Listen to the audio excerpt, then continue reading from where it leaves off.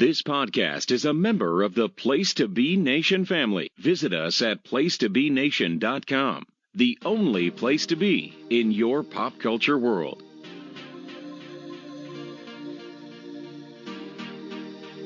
Choose the most unusual matches. Choose the best of the WWF. Choose wrestling's biggest, smallest and strongest. Choose Ricky the Dragon Steamboat, Roddy Piper's greatest hits, and wrestling's bloopers, bleeps and body slams. Choose George the Animal Steele. Choose the Ken Patera story. Choose the life and times of Captain Lou Albano. Choose the Hulkamania series. Choose the Ultimate Warrior. And choose Macho Man Randy Savage and Miss Elizabeth. Choose WWF World Tour, Smack and Wacko, and UK Rampages 91, 92 and 93. Choose a journey back in time. Choose Seen Your Video. It's time for everyone to dust off the VCR and plug it back into the television set as we take a trip into the Coliseum Home Video Vault with your host, Rory McNamara.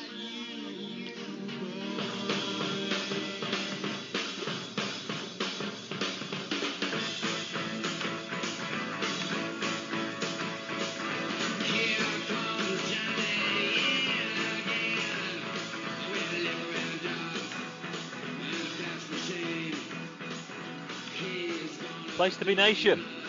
Welcome to episode 10 of Seen Your Video, the show where I, Rory McNamara, stick my hand into the damp cardboard box of Coliseum videos upstairs, pull one out, and then break it down to within, or very possibly beyond, an inch of its life.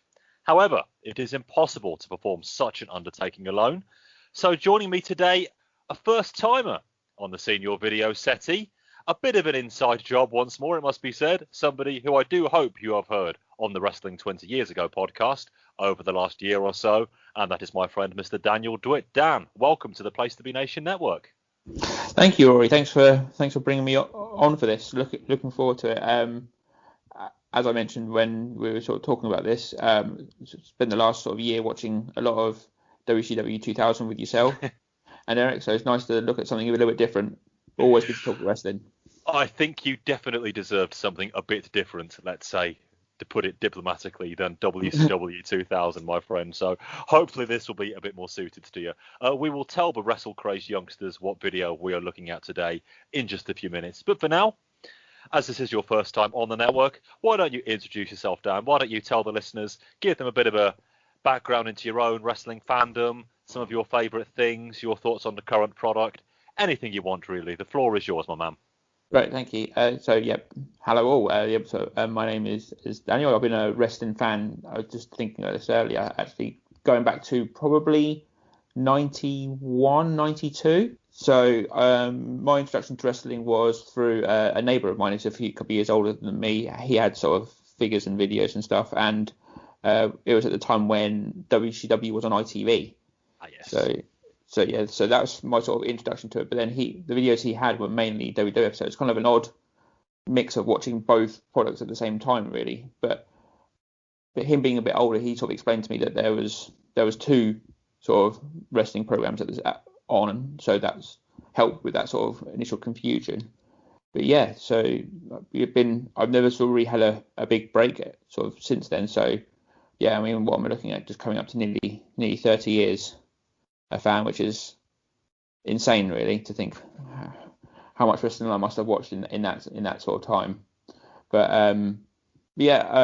had sort of never really fallen out of favour with it. But there's also been sort of great times like the Attitude Era, and even sort of I think like the New Gen era sort of was as sort of not necessarily derided, but sort of as it's looked on now as not the fondest of times in wrestling. For me, I think it worked out well because I was at the age where it made sense for me to be watching wrestling. Then when I was sort of 8, 9, 10, like 1995, which is seen as a not great year of wrestling, I was only 10 years old.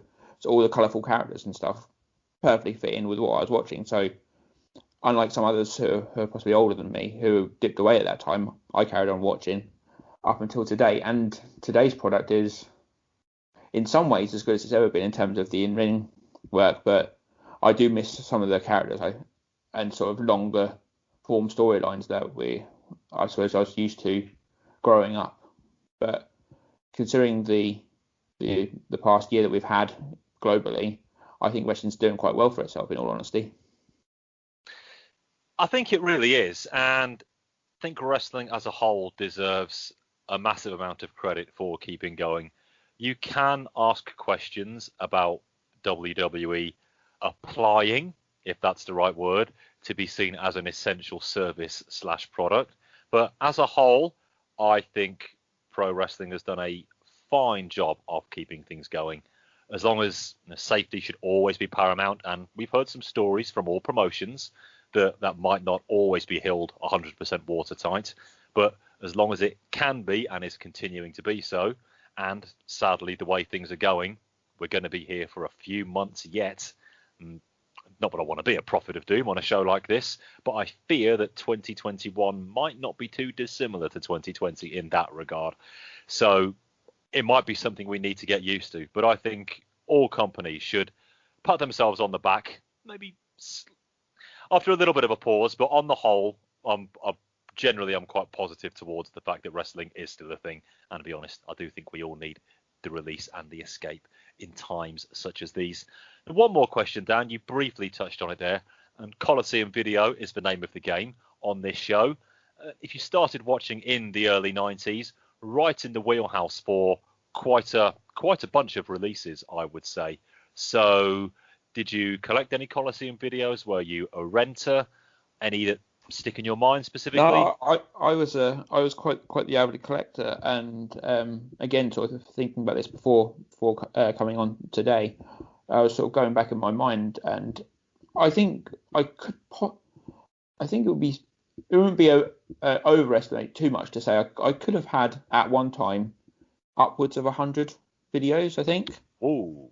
I think so. I think it's possible counting all pay-per-views and stuff. That counts. I think the first video I remember having was Royal Rumble '92, which kind of makes me sound like a bit like a hipster who has like the greatest album of all time as their purchase, isn't it? Really. but there are definitely worse places to start than Rumble '92. Just the luck of the draw, I guess. But I don't think I appreciated it at the time, being sort of 7, 8 at the time, and obviously sort of cheering for the good guys, and then having Ric Flair win the Rumble after previously watching the 1990 and 91 with Hogan winning.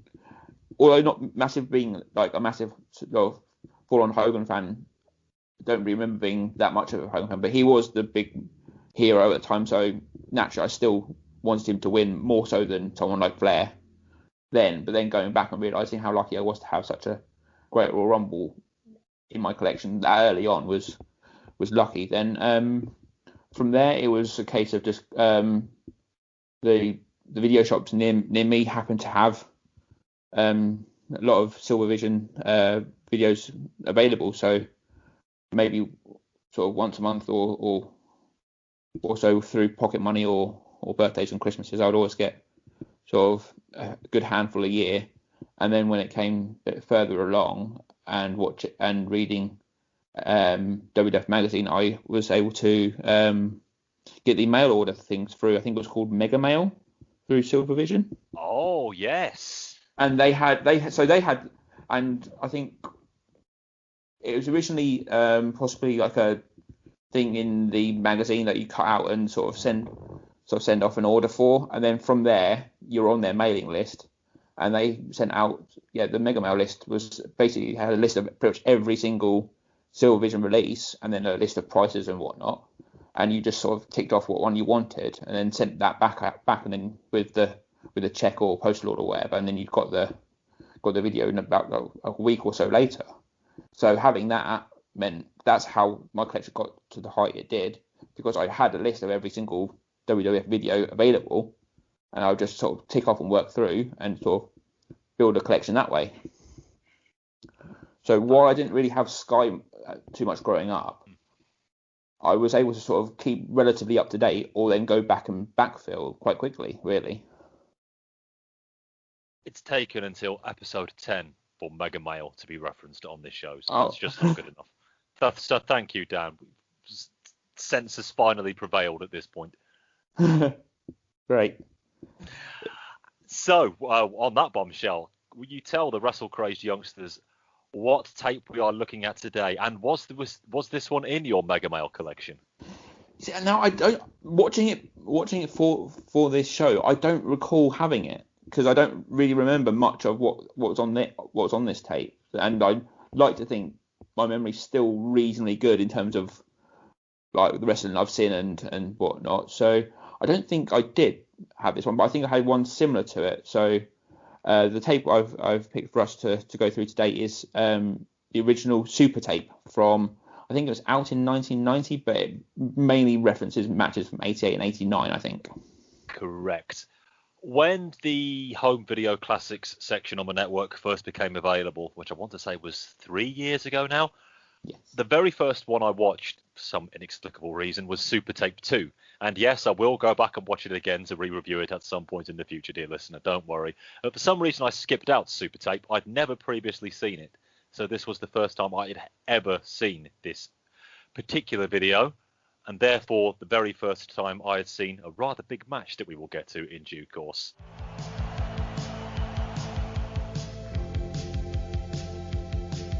Hello everyone, I'm Sean Mooney and welcome to the headquarters of the WWF's home video division. We are very excited about this, the beginning of a new era for Coliseum Video. Welcome to Supertape. This new and expanded edition of WWF Action is certainly a great addition to your home video library. So then, we load up with a montage of various superstars, most of which seems to be taken from WrestleMania 3 for some reason, but I can live with that. Mooney joins us with a great addition to our home video library, or at least I think that's what he said. I can only assume they blew their production budget on the segment involving Mean Gene a bit later, as Sean has to make do with black walls, black roof, and very possibly for preventing Freudian slip, for presenting this, very possibly a black heart.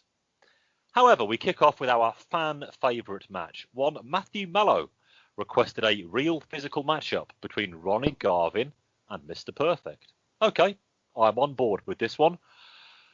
They both mention Matthew by name, so that's nice. So off we go to somewhere in late 1989. I couldn't find the venue where this took place. Richard Land, if you're listening, I'm sure you'll know. Commentary team Tony Schiavone, more on him later, and Lord Alfred Hayes, more on him later. The Genius runs to the ring to deliver his poem in that off-kilter ABCB style of his. He also takes time to mention coming in second place, so I suppose this one was also self-penned. I should note that the Wrestling Challenge banners are very visible for this one, and about bloody time they were on the network. Hopefully, by the time this show drops, the first 13 editions of Challenge will finally be there. Still, no rush, eh? Maybe I'll look at one or two of those for a special on here one day as well. Perfect has opted for the pink and green singlet today, making him look even more like Craig McLachlan than usual.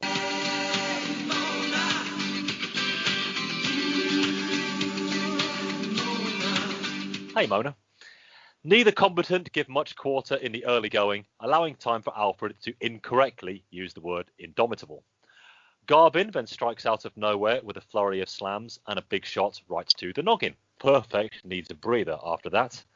Back in where we get the Super WrestleMania grapple, but Garvin wins that as well.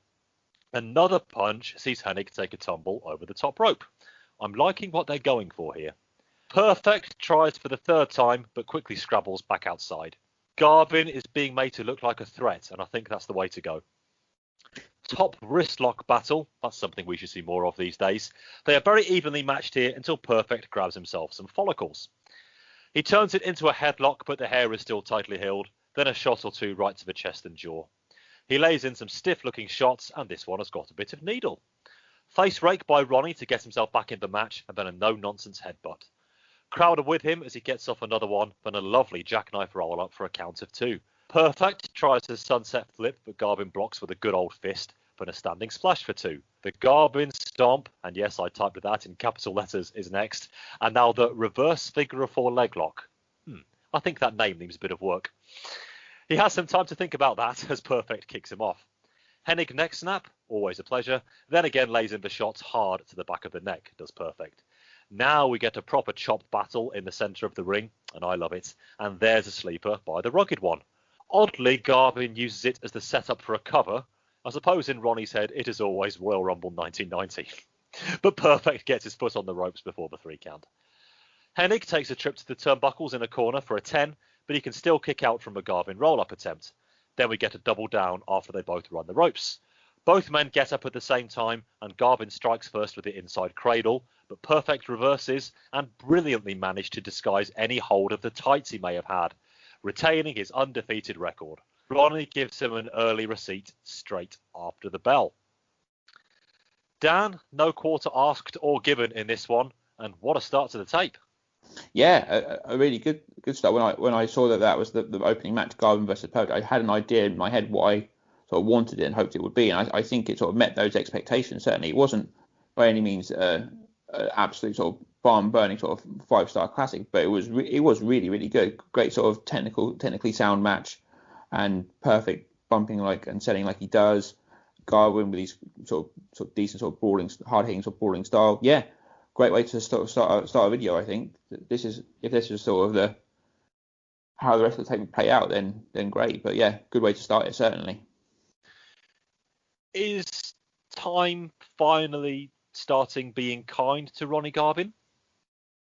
I think so. I think the more people will go back and watch what he does, with the sort of looking how modern wrestling is today, with that sort of I wouldn't say strong styles possibly going too far, but I mean in that sort of snugger sort of style and sort of more deliberate manner of how he wrestles. I think it's something that certainly fits into how some people sort of wrestle today, and I think it does sort of fit in more so than maybe in the Attitude Era and sort of even up to quite recently.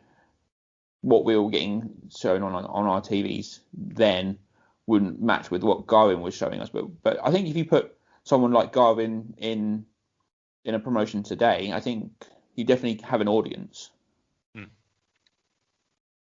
I think so. I think there would be a lot of fans who would be able to get behind his no-nonsense style. And I think you raising the point of strong style there, yeah, that's a good one. Don't want to take this to ridiculous lengths or anything, but you can see bits and pieces of it there. Some of our strong style favourites, I know we've all got them out there. Garvin, a lot of his style, not a million miles removed. And as that is a style I these days am extremely amenable to, I'm going to use the word rugged, no nonsense, fists, kicks, hard slams, big clotheslines, that sort of thing. I'm a lot more positive towards than I used to be. Certainly a good 5 or 6 years ago. And as Ronnie Garvin, late 80s, early 90s, when he's in his mid 40s at this point, lest we forget. So this is an arrow straight to my heart, really. Perfect's bumping ability. I still think, and I've caught myself a little bit of flack about this in other places, that the very best thing about Hennig was his selling. Doesn't always have a massive amount on offense, but his heel comebacks, as they were, and more on those another match a bit later on, they did work. I do love the neck snap. What a gorgeous move that is. He gave, be it by accident or by design, a lot of offense towards Garvin, and he sold the slaps and the chops like a champion. There's no arguing. And I love the finish too.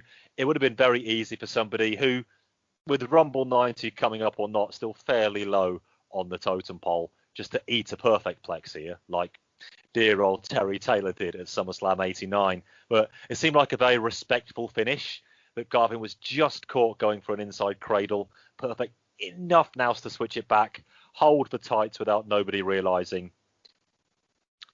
Could be completely wrong, but I think these two really enjoyed working with each other. Perfect was able to let rip by flying all over the shop, and Garvin could do his stuff. So yeah, hey, 5 stars, absolutely not. Far too short for that. And for me, any match that approaches anywhere close to 5 has to have a bit of meaning behind it. So again, rein it in just a little bit, but a really fine match here, and one I hope we will be mentioning when we get to the final awards a little bit later. Very good start. Manager's profile. The views are not necessarily those of Coliseum Video. Go on, Bobby, my son. Give it some, will you? Bobby Heenan, by the way, in case you hadn't guessed. This is basically a preview of WrestleMania 6 in all but name. Hogan and Warrior have huge egos. Okay, that's a good start. Jake is a common thief. I'm not sure I can give you that one. Dusty and Sapphire make a 2-some, 3-some, or 25th-some. Rude is on his way for better things. Yeah, but not here. The Colossal Connection will be champions forever. And what else is on his mind? None of our business. Okay, we all love Bobby Heenan in these parts. If we don't, then we don't really want to talk to you, quite frankly. However, because of his very high standards, I think, in the name of impartiality, and that is what my shows are all about, we have to call out when he doesn't quite hit the heights we know he's capable of. And Dan, this was one of those occasions for me. Had its moments, but I think it's fair to expect better from the great man. Yes, definitely. When it came up with a manager's profile on Bobby Heenan, I was expecting to hear more about him. I was expecting some sort of short, not too extensive, but just a short sort of 5-minute, like quick retrospective, maybe starting from like Mania 1 when him managing Big John Studd, then to 3 with Andre, and then up to that would have been cool. to today to like the past sort of year with Rude. But what we got with it was him just like kind of promoting WrestleMania 6 and then doing his sort of usual but good bits on all the different superstars, which wasn't really about him. And then the last 30 seconds was a bit about the Heenan family, which was fine, but not what I thought it was going to be. So yeah, I think sort of my last sort of summarising line on it was far too short and in places a bit boring because it just wasn't what I thought it would be. And that's bad coming from Bobby Heenan, which is very rare for me to say something like that about him. But it just wasn't what it could have been. I don't even think it was 2 minutes, was it? It seemed to fly past very quickly. Yeah, 2 minutes is probably being generous, yeah. Just announce this as a WrestleMania 6 preview where Heenan buries the heel. That would be something. Buries the faces and praises the heels. I'd be okay with that. Yeah, manager's profile had me very excited for a while. And we got rather by the numbers stuff. Again, Heenan phoning it in is better than 98% of the guys on the microphone then and now on their very, very best day. But he is Bobby Heenan. I want to hear him on his best day because there's nothing else like him, again, then or since. And we got a fairly vapid bumper for WrestleMania 6. There is another bumper for WrestleMania 6 right at the very end of this video, which we will get to. I will say this one felt a little more naturally applied to the tape than that one, but no matter. But yeah, Bobby is Bobby, and I'm always going to be okay with that. But well, we want Bobby. You know what I mean? Gene gets the shortest straw as he profiles the Bushwhackers, and he shares it with all of us. He takes a very bumpy ride to their outhouse. Gene is surprised that we have been rolling tape already, and then Luke and Butch emerge from I'll say it again, the outhouse. They don't know what coat of paint means, just as I don't know what great matches from the Bushwhackers means, but that's the phrase Gene uses. They invite him in for a spot of grub, or should that be grubs, as we get to see their MSG debut against the Bolsheviks from December the 30th, 1988. For a full play-by-play of this one, listen to the Place to Be podcast number 509, tucked away there in the archives, released 2 years ago to the very day of this recording, fact fans. Short version, Bushwhackers win with the battering ram stomach breaker combination. Back to Gene, who is being cooked a Barbie. Do you get where we are going with this one yet? They all tuck into a buzzard. And it must have had some effect on Gene, as he tells us the next match is joined in progress, when sadly it isn't. This time they face the Brooklyn Brawler and Bad News Brown from the June 5th edition of Primetime Wrestling. For a full play-by-play of this one, look anywhere else. The Whackers win after 6 or so minutes by pinning the Brawler. One more match now pits them against the Powers of Pain from the Maple Leaf Gardens in October 1989. For a full play-by-play, forget it. Hard camera is behind the rampway for this, which always gives me a bit of a jip. It's a convenient excuse for me not to pay attention to this match, though, which the Whackers take in 9 minutes after Fuji and his cane get involved. Could have done that 10 minutes earlier. Back we go to the guys, and the barbecue has turned Gene into a bushwhacker. You know what doesn't look quite so bad now? When your dad is throwing a barbecue, and he's wearing the Muscle Man apron, and you get a burger, and it's a black and charred mess on the outside, and it's red and raw and cold in the middle. I miss those days compared to this segment. Dan, you chose it. You've got to talk about it. That's how it works on this program, I'm afraid. Fair enough. Instant apologies for that then. As it's you, Dan. Apology accepted. This is something I do actually remember watching, but as I mentioned at the start, I don't think it's from this. I don't think I ever previously seen the Supertape. I think this may have been on one of those funniest moment type compilation things. So I remember the cutaways with Gene and the Bushwhackers, but I don't remember any of the matches, and I'm glad I don't remember the matches. And I hope I instantly forget them as well, because they were poor. They were so long as well. I mean, the Bolsheviks match I think must have been close to 10 minutes. I don't remember the exact time of it, but that was way too long. Considering that was their first match, surely they should have just debuted and won quite quickly. Yes. But there we go. The Bandage Brown and Brawler, I didn't even know they were a tag team, so God knows why that even happened. And then the Powers of Pain match, I liked a bit of it, but that's probably because Powers of Pain were getting most of the offense, and I do actually quite like them. And I see, after watching two really boring matches with the Bushwhackers, I like to see them get some bit of comeuppance in the end, I guess, even if they didn't. Still sort of stole a win by DQ. The only sort of slight sort of joy I got out of it was the Mean Gene bit at the end when he became a Bushwhacker. Apart from that, it was long drawn out, sort of nearly half an hour, I think, of the tape used up there. But there we go. I was disappointed at Gene at the end. If you're going to do it, just bloody do it. He didn't even drop a mate. Come on, that's the least I ask for. I'm not going to diss him for having to put up with this segment. Gene in, let's call them compromising positions, a bit of a feature of many of the tapes I have already watched. Put your back into it a bit, son. Although, in the cold light of day, I see where you were coming from. The Bushwhackers, I just can't. Maybe I had to be there. I don't know. And yes, I know your average, going to use the word, let's say well-read wrestling fan, to be very polite, will turn around and tell you that, the Sheep Herd has had some great stuff. And yes, I've seen a couple of things here and there on the network. Early clashes, likeable enough, but I would need a lot more convincing that Sheep Herders matches are worth checking out if I can.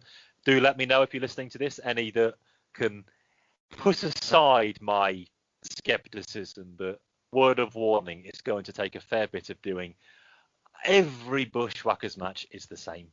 Okay, give or take an extra lick of the referee's head here and there, or a grab of things that they shouldn't be grabbing at WrestleMania 5. Otherwise, there is a reason I skipped over the blow-by-blow accounts of these matches. You don't want to hear them. You don't need to hear them. Yes, they're in the Hall of Fame, and that's very nice, and I'm sure they're pleasant enough chaps, but I can't really watch them. It was bad enough when I had to see them doing up Lord Alfred Hayes' house for Smack and Whack'em. Judging by the selection process for matches on Coliseum videos, especially around this time, my association with them, I fear, is only just beginning. So yay for me and Senior Video. Now it is time to increase your knowledge and vocabulary here at the WWF. No, not by listening to me, said he loftily, but Windermere's own Lord Alfred Hayes. The thousands and thousands of intricate holds mark wrestling out from other sports. And yes, I chose the term mark wrestling out advisedly. We get some clips of the Rockers doing such move over Wrestle Kingdom sequences as Skin the Cat, named for the first time, I think, and a double drop kick. We also hear of something called the Human Cannonball, which for me is just toss one opponent into the other, but hey, I don't have a peerage. I want to say that the face breaker and midsection blow never caught on as descriptions either. Was this translated into Mandarin and then back again or something? Sadly, such a look at high-flying moves would be complete without Jimmy Snuka, I've written. I think I meant incomplete there. He uses his moves for different situations. Yes, he certainly does.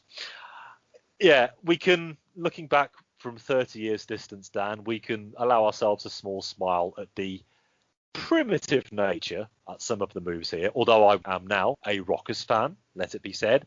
But having this on the tape was a fairly decent change of pace. And It's a new segment. It's not really connected to anything we've seen before. And they were trying a bit with it. Yeah, no, I really liked it. It was a different sort of change of pace. It was something different to offer. I mean, I imagine sort of I've not seen the actual cover of the video, but I can imagine it being a sort of a little sort of a star with something and learn move name to Lord Alfred or something, and it was didn't hang around too long. It was like, was it 5 minutes if that? And it's just something different, so another sort of thing that isn't just another match or something else. And yeah, why not use someone like the Rockers and give them a little sort of spotlight and in a weird way sort of put them over as a team who have plenty of different moves and are great at Arsenal. And then if you're watching sort of at the time and someone you go, oh yeah, Rockers, yeah, really good tag team, I really like them. Good to learn sort of some of their moves and stuff without having to worry about the quick pace of the match and then sometimes the moves not getting called properly or missed or something. To have that there, it was quite good. Yes, I agree that some of the names are a bit different or probably not actually what they'll be called going forward. But no, it's a very interesting segment and sort of I think it's something that I think appears in other videos, but you'll stumble upon that when you do, I guess. Oh, okay. Yeah, I hope so. I certainly remember it being elsewhere, definitely. Okay. Yes, because the WWF are criticised and the WWE are criticised for not paying much attention to, that wrestling lark. So here, when we get a segment on a video where moves are being broken down and shown in slow motion, we shouldn't knock it and dismiss it out of hand. We can amuse ourselves with the slight quaintness of it here and there. But I think by and large, it's a good attempt to emphasise a bit of the wrestling. And any Rockers on any tape is fine by me. Any Jimmy Snooker on any tape, just listen back to any of the 9 shows I've done before. My thoughts, and I hope all of yours are already well documented about the Superfly. Now we go to our first feature match, as it is called, by Mr. Mooney, and it's Rick Rude versus Tito Santana from the Boston Garden from February the 11th, 1989. This one could have some promise, even with Ron Trongard on the call, and what feels like 2 years of stalling from the ravishing one before we start off with a show of strength, as Ron calls it. He is obviously an Echo and the Bunnymen fan. Whilst I dig through my iTunes to find that song to play for you at the end of this programme, the strength test is still going on. Santana takes it with a good old stomp to the hand, then I think we clip to Rude hiding in the corner. Tito takes this opportunity for a bit of flexing and then calls for a test of strength himself, but he just won one. Rude doesn't want to go 0-2 on those, so he just boots Tito right in the stomach. Good lad. Headlock is slapped on and that gets worked into the top wrist lock battle again. Okay, I don't like it this much. Match is going nowhere fast at the moment, I'm afraid, as Rude switches back to the headlock. Santana fights out with some punches and then hard whips to opposite corners. That's more like it. He then clamps on a sort of camel clutch, which is an odd move for a face, I want to say, in between shaking his own hips. In Ron's words, he is laying the lumber to Rick Rude. In a spot that is downright anathema for a babyface, he tries a butt drop but gets met with knees to the balls. Well, have we just seen a double turn here or something? Inverted atomic drop by Rude, and now he starts some focused offense, including an early tryout for the too injured to do the hip swivel spot. Make a note. Rear chin lock of his own. Santana tries to back out of it and succeeds, then some shoulder blocks in the corner, but gets caught by a boot on a charge. Rude with a forearm off the top rope, and now the match slows down. Well, slows down some more. Tired shots to the face by Rude, and he is out of ideas already. Or at least he would have been if he actually did anything. Cover gets a 2 count, and they battle over a suplex, which is won by Santana. Rude tries a counter slam, but his back is too injured.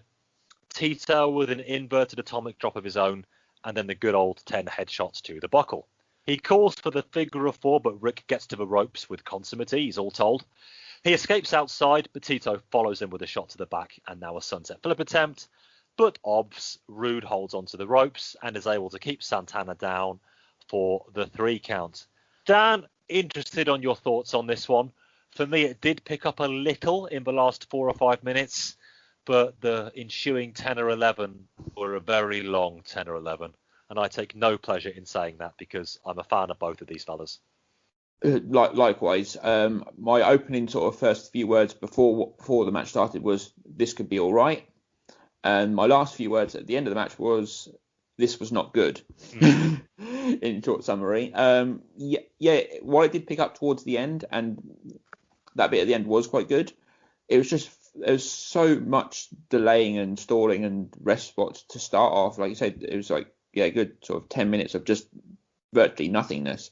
I typed the letter Z 3 times in a row, multiple times in this. So like the test of strength was just Z Z Z, and then that camel clutch again, Z Z Z again. It just didn't go the way I thought it would go. I don't know sort of the reason why it went the way it did. You'd think it would be more of what we saw at the end of the match, sort of to start with, and then maybe a bit of a rest in between, and then build up again. But no, it was a very odd start to the match, and it didn't do enough towards the end to make up for that for me. It was disappointing overall, I think. Yeah, 16 minutes is pretty standard for this sort of MSG match. It seems crazy now that when you just look at the MSG cards from 1985 onwards, and you look at some of the match times, and 18, 19, 20 minutes for people who have no business going that length of time, naming no names to protect the guilty. And it's every show, at least one of them. There's at least these two should be capable of getting there. Although at this stage, I would say I'd agree with the boys at the Place to Be podcast that Rude, up until WrestleMania 5 in the WWF, is no great shakes. It takes them a while to figure it out. You've got the match versus Steamboat at Rumble 88, which is just okay. You got the complete snooze fest. You need some Zeds for that one, Dan, against Jake at WrestleMania 4. I can barely get the words out to describe it. Nothing at SummerSlam 88 worthy of the name because they didn't put the right people against each other. Survivor Series 88 is what it is. You've got the pose down at Rumble 89, which a lot of people like. I am not within that number.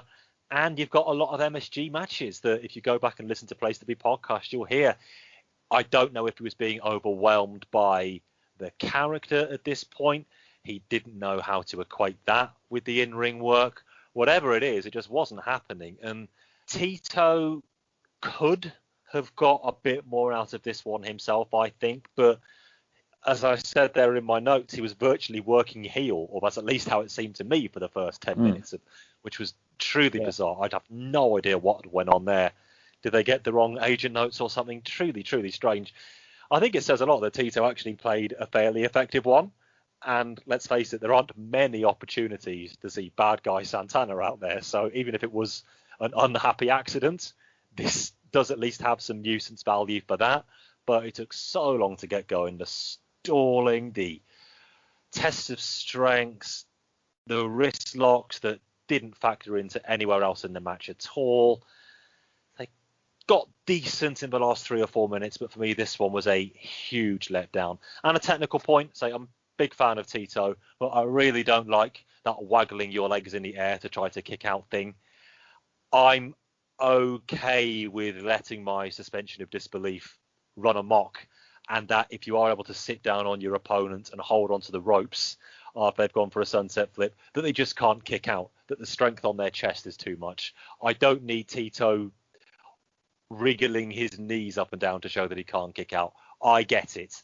It just flapping around like a fish, it doesn't even look like you're trying to kick out. So you're trying too hard in the first place and you're getting nowhere near where you want to. So just a technical point, because of course I have every right to criticize Tito Santana in the ring, don't I? But nevertheless, when I saw the match list for this one, it's piqued my interest, but it pricked my interest during the 60 minutes we actually got. A real shame. Let's see if we can pick things up with our second featured match, Jake Roberts versus Ted DiBiase, coming from the April 24th, 1989 MSG show. And yes, the P2B crew have got you covered for this one as well. Blow-by-blow, play-by-play account of this one. I will point you in the direction of Place to Be podcast number 520. So I will spare you, dear listener. What I will tell you that again, after about 14, 15 minutes, or so it seemed to me. Jake actually got the pinfall win, which if I didn't know any better, would have been a huge surprise. After DiBiase blocked the first roll-up attempt, but didn't block the second. Dan, I had heard the Place to Be podcast about this one 2 or so years ago, and I had seen this match before, so I knew what was coming. But at the time, and Jake did have to disappear for a few months, he had some business to take care of, was still 50 weeks away from WrestleMania 6. Jake getting a pinfall win, be it by roll-up or otherwise. Wow. That's not normally how these sort of feuds go. It's not, no.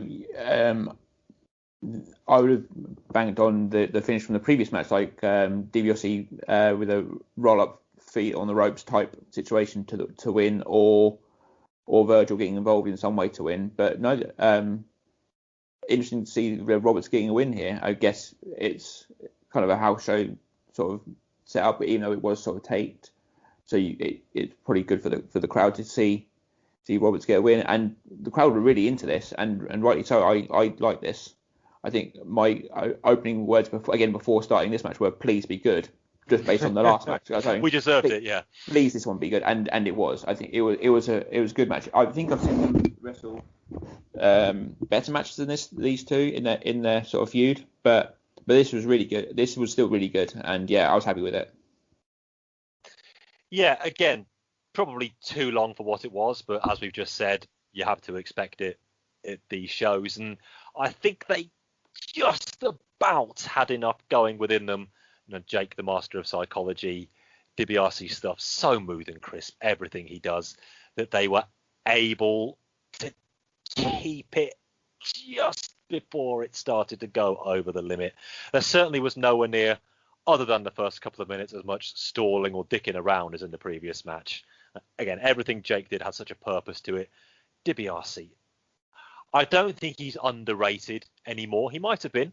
I think he's now properly rated, but all well and good, so he should be. No, his moves look so impactful. I love the fist drop. I love the back elbow. His selling of any headshots are exemplary. And, you know, these wet behind the ears bunch, who represent pro wrestling today, I'm only joking. They could do something from learning from this fella. Jake getting the pinfall win at the start, I believe, was the real start of the feud. If I'm wrong, do write in and correct me. A major boon, and you can do it that way. You don't absolutely have to have the heel get the upper hand at every single turn and for the babyface to avenge in the end. That's classic wrestling 101 storytelling, and so it should be. But there's no harm in mixing up, especially here, as you say, Dan, because A, this show was broadcast on the MSG network, wouldn't have had a nationwide audience, anything really remotely close to it. And secondly, it's airing on this tape, Supertape, which was released just a couple of weeks before WrestleMania 6 anyway. So it would probably get and keep people in the mood for seeing Jake get a decisive win over DiBiase at WrestleMania 6. We all know how that turned out. I do like that match of theirs as well, by the way. When 6 gets reviewed, I think people sleep on DiBiase, Jake. Again, there's more going on in that one than you might expect. Certainly not one of the very best matches at that show. It breezes by. Again, Jake's psychology holds right there. You, of course, get the promo wallowing in the muck of avarice. Oh, just chills just thinking about it. So yeah, these two had some very good chemistry, and this one is worth checking out. Again, beware the length might not be for everybody in that regard, but at least unlike the other match, it probably is worth sticking with. And Jake, again, I'm going to say it one more time, Jake Roberts getting a pinfall win over Ted DiBiase at the beginning of the feud. Can be done here and there. Right, what's next on our tape? Tony is in the studio in, Dan, what I think might well be his final on-screen appearance. He was at WrestleMania 6, as we now know from a certain Down Market podcast, but he didn't appear. Did he appear on camera at 6? I don't think he did. Interviews? Maybe he's on one of the Coliseum. Maybe he's on the Coliseum video doing an interview on that. I don't think he's on the pay-per-view. Ring a bell though, but certainly not commentating, as we know. No. We all know who's in the booth for that one. They're probably their utter masterclass between those two. But yeah, so he left just after 6, I believe. It was pretty much a whole year he was there. he was there for pretty much exactly a year, because his first was SummerSlam '89, wasn't it? Yep, he was And on then the he's call for gone, that one. and then he's gone, I think, by then, and he's back in WCW by I want to say Halloween Havoc, or around that time, 90. I think he's doing interviews at Havoc 90. Yeah. Yeah, I think he's around then. When we get to 91, he's definitely involved. Yes. Towards the end of 90, Almost I'm then. sure he's there. I'm sure he does some stuff at Starrcade as well. Yeah, And, I think so. maybe I'll brave those late 90s. Oh, I like Halloween Havoc 90, actually. Two very good matches in that one. So maybe I'll broach that again and we can find out once and for all. But he is still currently with us in the WWF, if only for a few more days. And he is here today to introduce fans across the world. What is on the fans' mind? Well, by the looks and the sound of it, not very much. Am I right? What do we get? We get the usual Hogan impersonation, which by 1990 was already old hat. We get people putting over Warrior, and I'm sure none of that was prompted in any way. Even then, we seem to get more calls for the Hulkster rather than the Warrior, including an old fella who looks terrifyingly like Tully Blanchard does now. You know when Jimmy Page climbs the mountain and sees his older self and the song remains the same soundtrack film? That's the kind of thing I mean. Some youngster predicts a time limit draw if the two of them ever faced each other. Don't give them ideas. Funniest moment for me is the kid who tells us he has nothing to say but drops in a ho anyway. From the mouths of babes, as they say. Dan, in other places I have had, we'll call them rants. Some even officially name them Rory rants about a certain type of pro wrestling fan. And now is not the time or place. But a lot of the people they were able to collar for this segment, maybe I've got a point. Yeah. So my notes on this one was, a very young-looking Tony Schiavone saying he'd been all around the world, which then equates to London and then places in America. So that's all around Yes. the world, is it? And then going through it, didn't hear any London accents. Could have maybe missed any, but I don't think we actually did hear anyone outside of the US on this. Also, it was mainly again built for Mania 6. Interesting point that I've got is one young lad says that the Warrior's the best and all that stuff whilst wearing Hogan gear. Yes, indeed. Not sure about that, but yeah, relatively inoffensive. But yeah, not really sure why this needs to be here.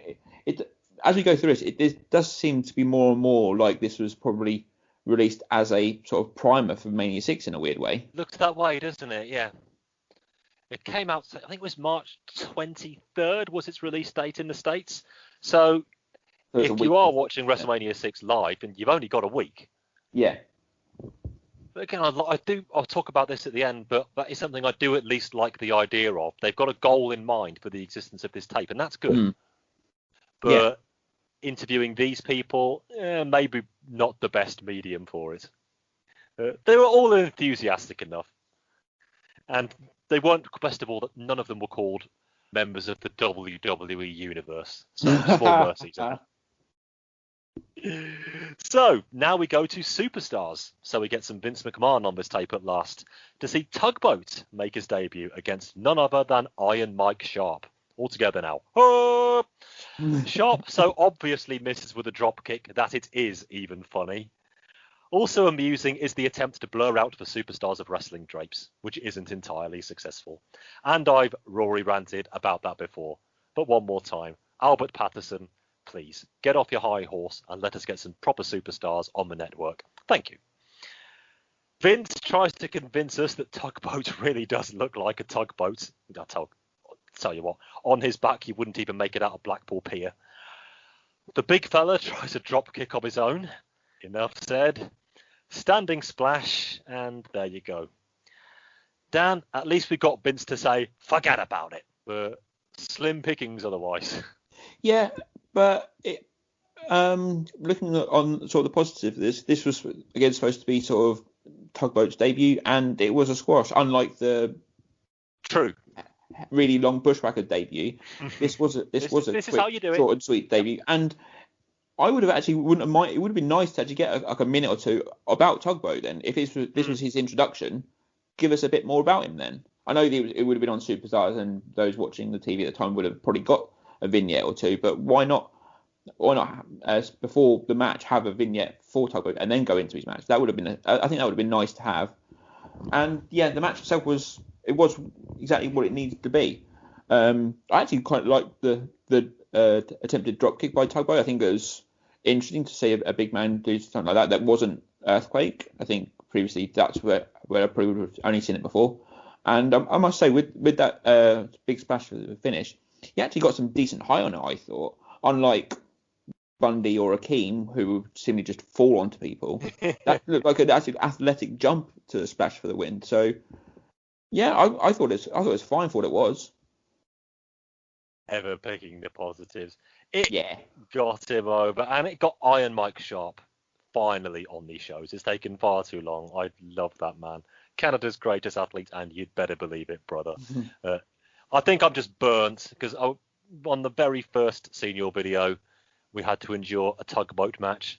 There have been one or two since. There will be a lot more to come. So I'm just trying to push them to one side. I'm glad you're here, Dan, to try and sprinkle a little bit of positivity on matches involving dear old Uncle Fred. But I do a noble effort from you. I'll give you that. Otherwise, I'm very happy to move on very quickly. Yeah. And so now we are going to wrap with what I would say is the real selling point of this tape. The no-holds-barred pay-per-view main event, no less. Full disclosure, I have never previously seen this matchup in any way, shape or form. So there you go. Let's discover it together, shall we? For what is being called by Vinny the tag team event of the decade, with 5 days to go before the end of it. The heels have to make do with the jobber entrance as we begin with the faces coming to the ring. Brutus is wearing a Hulk Rule shirt. I doubt that needed much in the way of persuasion, nor indeed the fact that Hulk then tears it off him. I just report these things. Sherry jams the door into Hogan to start us off. Well, okay. So he is trapped outside as Savage and Zeus go to work on the beefcake. Savage grabs Hulk through the cage, I should say. Through the ring would be something. And Sherry locks the door. Hogan is still able to get in shot through the cage, because of course he is, then manages to climb in unencumbered. Of course he is. So the disadvantage lasted for no more than 30 seconds. He goes straight for Zeus and stuns the big guy. Takes a while to knock him down, but a shot or two to the cage does it. Savage gets destroyed and hurled into the cage, as we then hear from Vinny, this is not a pretty match. Macho is now selling for Beefer and eating a boot from the Hulkster. Atomic drop on a forearm, that was nice, as they now double team Zeus with chops, but he blocks and sends them both into the cage. Savage starts to climb, but Beefcake is able to grab him, whilst Zeus chokes out the Hulkster. Sherry tries to help Savage, but she only gets part of a noggin knocker for her troubles. Savage can recover though and stops Beefcake going anywhere. Hogan is out of it as the heels go to work on Brutai. Then they pick up Hogan and throw him into the cage. Simple strategy, but I like it.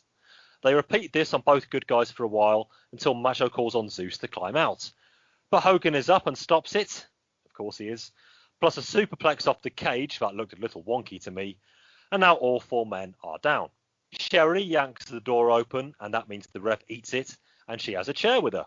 She presents it to Randy, who now leaps off the top of the cage with it, but sadly he misses with the chain shot. I meant chain, not chair. It really should have been a fucking chair shot, shouldn't it? Just finish it off. Beefer. I wrote this in Notepad if you hadn't guessed. Beefer now has it and gets off the wind-up punch. Zeus somehow has a pin attempt on Hogan, but no, just no. He comes into his own, as Vince puts it, just as Savage falls off the cage. Beefcake can now get out very easily, but we're not done yet. Both team members have to be outside the cage to be victorious. Well, there's another way to do it. This makes Beefcake pulling Savage to the outside through the door a little odd, or at least it would if Hogan wasn't about to leg drop Zeus 3 times and get the extremely academic 3 count. Eons of posing in shoes until a very sharp edit from where Vince is plugging the Royal Rumble, I think, on pay-per-view, to Sean back in the studio, wrapping us up with extreme haste. Just enough time to tell us that the WrestleMania 6 tape will be out on April the 25th. So there we go. Dan will talk about the rather abrupt end to the video in a second, but this match, it had been a few months in the making. We didn't have to sit through the no holds barred film to get to it, unlike a lot of people sadly had to do back in December 1989. And this was okay. Yeah, it was fine. I mean, it was obviously only ever going to go one way. If you think different to that, then you don't know who Hulk Hogan is. Oh, yeah. But yeah, it was fine. It's a match I'd heard a lot about before, and I don't think I've seen it before this. But I thought it was fine. So a 10-minute sort of cage match, culmination of the feud that had been going sort of off and on for about sort of 6 months here or there. And I think it was quite good for like a tag cage match, which can always be a bit awkward. The bit about Beefcake pulling Savage out, I think was actually an interesting sort of move, because then it negates that 2-on-1 advantage that the heels would have had, which is always a bit of an odd sort of circumstance when in sort of tag cage matches that I've seen sort of before this, and sort of that happened previously. Like I think like Edge and Christian versus the Hardys was one which had sort of a similar sort of issues around it. That it's great that the faces can escape the cage, but then if one does, the other one, they're kind of almost screwing their partner out in getting to a handicap situation. So interesting sort of way around that by getting Beefcake to drag Savage out, so to avoid that handicap match sort of scenario happening. But yeah, it was fine. It was, I say, it was only ever going to go one way, but it didn't hang around too long, which I think was good. Unlike some of the other matches we've watched tonight, 10 minutes I think was exactly the time it needed to be. Yeah, it was short, it was to the point, and it did its job and closed the book on this feud. It's not really a whole lot to break down about the match. What you got there in my notes was what happened, and it's all very self-explanatory. As much as I love SummerSlam 89, and if you go back and listen to the latest edition of the Special Relations show, you'll hear me as part of a live watch of that one. And I was gushing over most of it for the ensuing 2 hours and 38 minutes, although I still do have my quibbles with who pins who at the end of that one in the main event. Here, I think it was fine. Hogan decisively beating Zeus with 3 leg drops, and I have my suspicions as to who had the final say as to how this one finished, but it did work. Zeus got to look pretty damn strong. He got a visual pin on Hogan at some point, for goodness sake. And okay, that's the best he was ever going to get, but I still think it's more than he could ever have hoped for, really, in this or any universe. Beaver was fine. Savage didn't have to do as much for everybody as he did in the SummerSlam 89 main event, so he didn't really get involved a massive amount in this one. It was more about Zeus, with Savage being there to make sure that everybody just remembered what they needed to do, like the ring general he was. I could watch Savage in any role at any time, and impartiality is just an impossibility, I'm afraid. Even when he's not heavily involved, he's doing everything he needs to and a whole lot more, and it's just a joy to behold. I didn't hate Beefcake in this one more than a lot, so that's a start, I guess. And as I say, just the way to wrap it up, and a good inclusion on this tape, I think. I don't know what the buy rate was for the no holds barred pay-per-view. I could look it up. I don't want to really embarrass anybody by possibly reading out the number, but I don't think that putting this on this tape was a mistake, and anybody would really have felt shortchanged if they bought the pay-per-view. Perhaps they would, but for different reasons. So putting this on here as our effective main event, very sensible, very, very wise, and it's fine. It's not as good as the SummerSlam 89 main event, hasn't quite got the crowd heat, hasn't quite got the importance, nor does it have the 1% chance, and I do just mean a 1% chance, but it's there, that the heels could go over, especially as the way as Zeus, RIP Tiny Lister, was shown to be in the previous weeks. Here, always going to be Hogan going over at the end, but sent Zeus packing after a very strong summer after a decent Survivor Series that also put some good heat on this match. It ended the right way. It doesn't go long. I don't think it's 10 minutes, even that. Wise choice to end this tape, and probably the right way to end 1980s Hogan by winning a match like 1980s Hogan. Certainly post 1987 Hogan, anyway. Dan, just before we get to the end, what did you think of the very, very quick rush to the finish of this tape? Yeah, that was very, very odd. Sort of clearly edits thrown in there, and just to make sure it gets under that 2-hour mark, so they don't have to fork out for a 3-hour tape. Just quickly chop it in, get under that 156, I think it came in at, just to make sure. Good old short play. Get it in and stuff. Exactly. One quick point, if I of course. like go on to, just out of sort of curiosity, I actually looked up the No Holds Barred sort of match movie sort of pay-per-view. Okay. And found the card for the rest of the night, and I'll just quickly go through it. So yeah, Dusty Rhodes versus the Boss Man. Okay. Warrior versus Dino Bravo for the Intercontinental title. Colossal Connection versus Demolition for the tag belts. And this is interesting. The match before what we watched was Perfect versus Garvin, which I think actually might be that opening match might be. Oh, could be, you know. Right, just thinking about it. And again, if I'm wrong, and I very, very probably am, you know where to find me. Is that where the Colossal Connection win the titles? It isn't. No. Okay. The result here is that it was a Colossal Connection won by countout on this night. I think they then won it probably not long after. It was definitely sort of within. It was before the Rumble, wasn't it? I think it was still about probably a week or so after this that they actually did win the belts. But yeah. And Warrior Bravo, I think, is on Supertape 2. Yeah, that rings a bell. I'll wait until I get there. I've already put myself through it once. I think it might be a while until I get to the sequel for this video, but I reckon that's where that one comes from. Okay. And I'm sure, was it Dusty versus Bossman? I reckon that's going to be lurking around here somewhere as well. Well, they had the match at Rumble 90, didn't they? Which match? Was it Dusty Rhodes Bossman? Was that a Rumble? Was that Rumble 90? It was Duggan v. Bossman at Rumble 90. Oh yes. Oh, Dusty Rhodes Bossman comes from Survivor Series. That was cool. Yeah, Dusty was in the Rumble. I actually watched Rumble 90 yesterday as it happened. Of course he was, yes. He eliminated Savage. Yeah. And was eventually punched out by Earthquake, as I recall. I love Rumble 90. What a great match that is. Anyway. Top 5. I'm going to say. This is not my place anyway. Top 5 Rumble, one of the very best, booked perfectly from start to finish. There is always somebody in there from the first bell to the last who the crowd care about, and that is how you do it. All-timer. Anyway, let's get back to this tape to wrap up. And that does bring us to a very sharp end. So let's give out some awards for Super Tape 1, shall we then, Dan? So, what is our rewind moment on this tape, i.e. the best match or moment or segment? I was torn between the main event, just because it's one I had never seen before, and I wouldn't mind sort of seeing it again, possibly, just because, I mean, the people involved.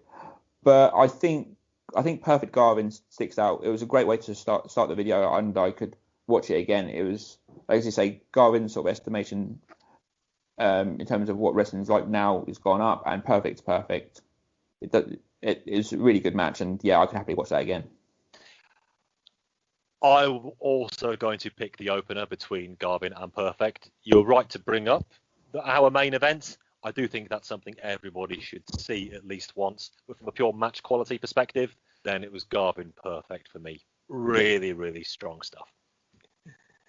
In more ways than one. What's our fast forward, though? What's our worst match or moment or segment? I think you may agree with this. I'm happy to fast forward the whole Bushwhackers bit. I fast forwarded talking about most of it, so there's a bit of a clue. If you had to pin me down to just a single match, the Bolsheviks match is the worst one out of the 3. But more than happy to skip the whole lot. Poor old Boris Zukov has picked up this award once or twice already, and I've only been doing this for a year. I think he should probably get used to it. Yeah, I'll go for everything Bushwhackers related as well. It wasn't funny. It was very puerile, and there was nothing in ring, even in spite of itself, that you could cling on to and use as a positive here. So, again, I'm going to say it one more time. Santana Rude was hugely disappointing, but by their high standards, they were able to acquit themselves. The Bushwhackers have no such defense, I'm afraid, so they take it here. What is our pause, our most striking visual? Now, despite fast forwarding all the way through it, my pause would be Gene is a Bushwhacker. I think if you fast forward all the way to the end and just that last little visual right before the next segment, that's fine. Just that's the punchline that the whole point was making up for. Gene becomes a Bushwhacker. That's fine. Have that as a caption, as a picture, not a problem. But the rest of it, don't need to watch it. Indeed. I'm going to definitely go for 2021 Tully Blanchard in early 1990. God, that's scary. That's yeah, there's the very spit, there, as we say. What other awards have we got? We've got our video star. Who would you say is our MVP of these 2 hours? This was tough because there wasn't much to pick from. Yes, we sort of talked about how good Perfect and Garvin was, but to say they were at the star of the video, it's tough. So I'm going to just have to go for a comedy pick on this one. I'm going to go with Gene. He earned his money having to go through those segments. Yes. And then, so yeah, he's my star. He made me laugh. He made me laugh. He always does. So I think you'll probably see that going forward in some of your videos. Gene definitely earns his money in this one. Whilst his heart wasn't in it, neither was his brain. And despite my criticisms earlier, I can't really blame him. And he deserves to be thrown a bone, despite probably having needed to eat one as part of this segment. Yeah, so I'll give Gene our MVP video star for this. And now our big one, the final award. How good is this tape? Is it a buy, i.e. very, very good indeed? Is it a rent? Not bad. Is it a bargain bin? Don't go out of your way to see it, but maybe check it out if you have a bit of spare time.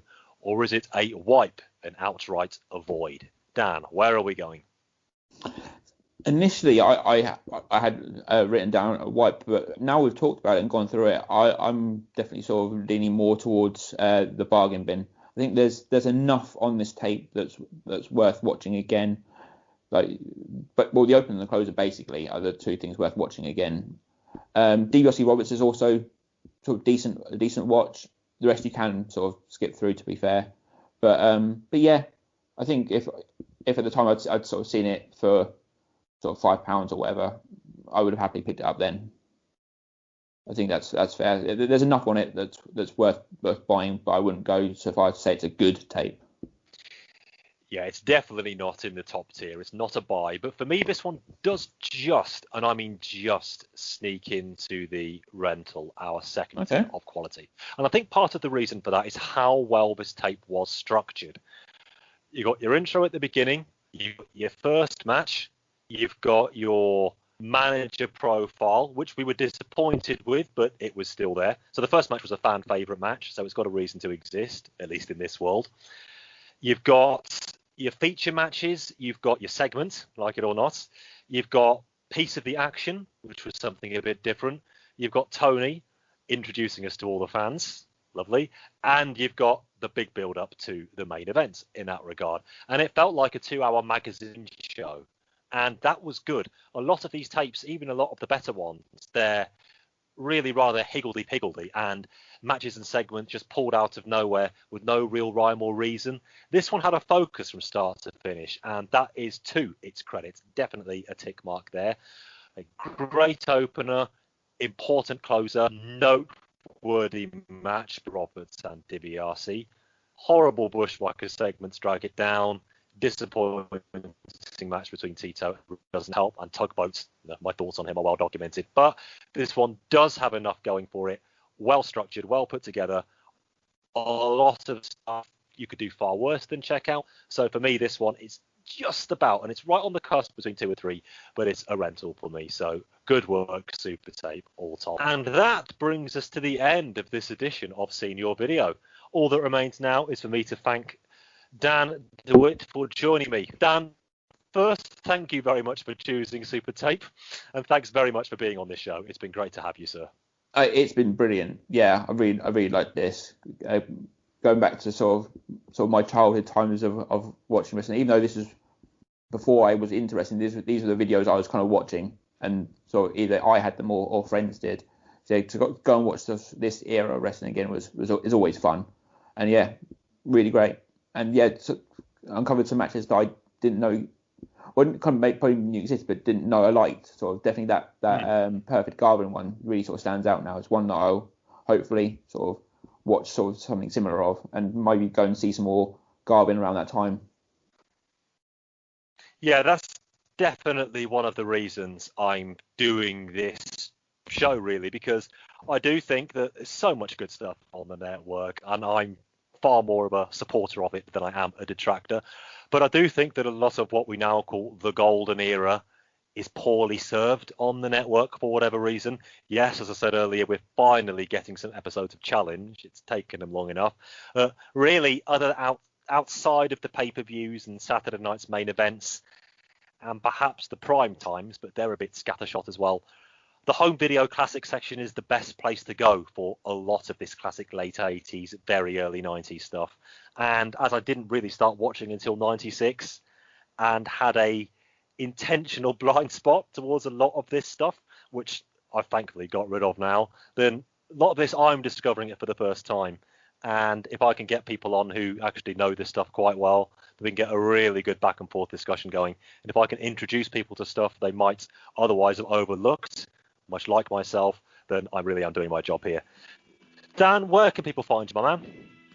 I am on Twitter at DSD247. I don't post often, but it's mainly sort of wrestling related, as you'd expect. And of course, you can be heard on the Wrestling 20 Years Ago podcast here and there. Of course, yeah. Always happy to make a guest appearance here, there, and everywhere, whichever brand will have me. Not too much WCW to go now, my man. So, in a weird way, unfortunately not. in a very weird way, yes. We will definitely have you on again shortly, and I'm very interested in your views in particular about the invasion angle when we get there. So yes. I will make sure you are one of those prime WWF shows in the summer. But all that remains for me after giving down the floor is just to tell everybody where else you can listen to me. Obviously, I am indeed on the Wrestling 20 Years Ago podcast, wherever you get your podcasts. WWF and, for not much longer, WCW and ECW covered there with brand new shows each and every month. Here on the Place to Be Nation Network, you can hear me on the Special Relations with my chums Carl and Ben. So the last show we dropped went out on Boxing Day, where we all live watched SummerSlam 89. Seasonal enough that it was, but any excuse to watch that any time of year. New show from us should be dropping in a couple of weeks. I also guested on Chicken Salad with Ben, where we tried, hope against hope, to find good stuff to talk about from the Royal Rumble 2006 pay-per-view event, Dan. Now, we talked about 1990 earlier. 06 a little lower down the list, it's fair to say. Just a touch, yeah. Listen to that one to find out how well or otherwise we did there. And if you listen to the Place to Be podcast, the Mothership, as it is known, tomorrow, might just hear another familiar voice there with Justin and Scott, but tell them I sent you. So that brings us to a close for Senior Video episode 10. I believe there are another 59 videos remaining for me to be done over the next 5 years. If more drop on the home video classic section, or if somebody can furnish me with an original copy of something that is not yet on the network, WrestleFest 94 springs to mind, then do get in touch and we'll see what we can do. But thank you so much for listening to this. This one's going to come in at about 1 hour 20 minutes. Don't want to keep you for too long. Really, this show is to just point you in the direction of stuff that you otherwise might have missed, especially as Home Video Classics is tucked right at the bottom of the, I think it's the original section of the network. Takes a bit of finding. I should say Supertape. I couldn't actually see in the list. I had to put it in the search bar, and we all know how good that is. It did take some searching, certainly, yeah. They need to sort that out. Anyway, if I can point anybody towards good stuff, and only the good stuff, via doing this show, then I will continue doing that for a very long time. But Dan, thanks one more time for joining me, good sir. Thank you. Been a pleasure. Supertape, I have seen your video, and I'll see you all next month.